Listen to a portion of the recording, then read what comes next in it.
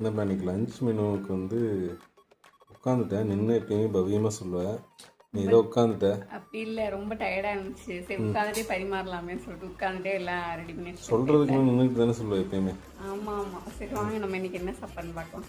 White rice, ரசம், அப்புறம் வந்து கொண்டைக்கடலை தாளிச்சது, இது வந்து வாழைத்தண்டு பொரியல். என்ன சோத்தில் ஏதோ வந்து இது மாதிரி இருக்குது, எலுமிச்சம்பழம் சாதத்துக்கு அந்த இது போடுவாங்கல்ல, போட்டு மிக்ஸ் பண்ணுறதுக்கு மாதிரி போடுவாங்க.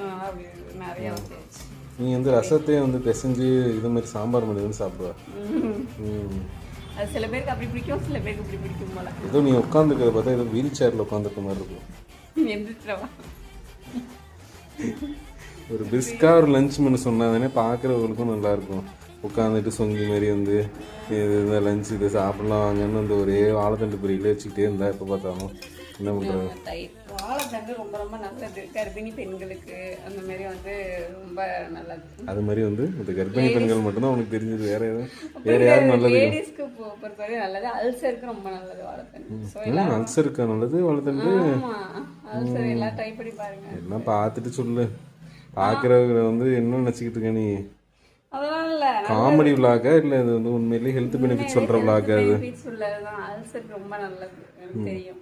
போட்டு பாருங்க. ஓகேப்பா, நீ வீல் சேரில் உட்காந்த மாதிரி உட்காந்து